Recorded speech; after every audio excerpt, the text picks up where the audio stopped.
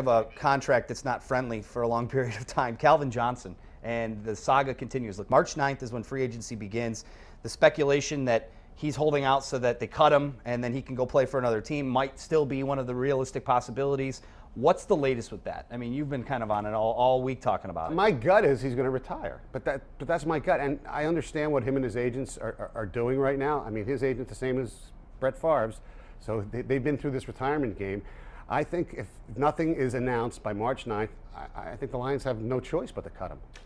And let me ask you, and do you want to try to re-sign him for $10, $11 million? You know what? I don't know.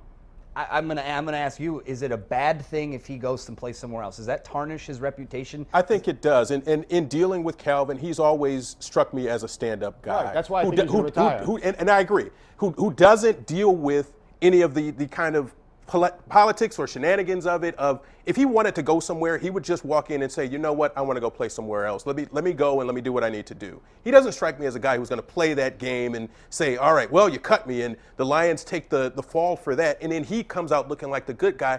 That just doesn't strike me as what Calvin Johnson would want to do, agent or not. But why? And he doesn't seem to be the type of guy who has that, I don't know, at least need to go somewhere else to win, to justify to validate his career. How about this, though? Then why not tell us?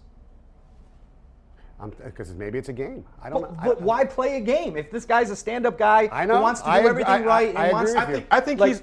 Why can't he even say, "Hey, I'm legitimately thinking about still playing next year. I'll get back to you." How about he's done that? He's done that. He's made a statement about. Right. I don't know what my future is going to be. This could be my last year. That this was 2 months ago. He's made a statement. He doesn't need to come out and double down on it, though.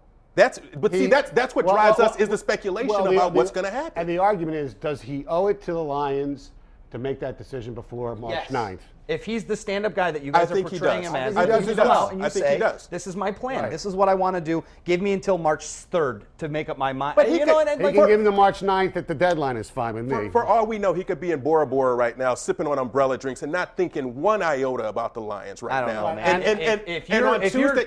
On Tuesday, he emerges and says, you know what, I'm out of here. If you're contemplating retirement and you're sitting in Bora Bora and you're thinking that's pretty good, maybe you make the phone call then. And unless you can't say he's not thinking about it. I think that's a little rates. I mean, wait till you get back. Maybe he's waiting for the combine then. Who knows? Maybe the Lions, they know exactly what's going on too. We don't know. Bob Quinn doesn't seem to be the type of guy that's going to reveal anything. It's in the vault. Whatever he knows is in the vault. Right. Speaking of the combine, it's going on right now as we speak. What's your 40 times, Tony? My 40 times about 6'3". Anyway.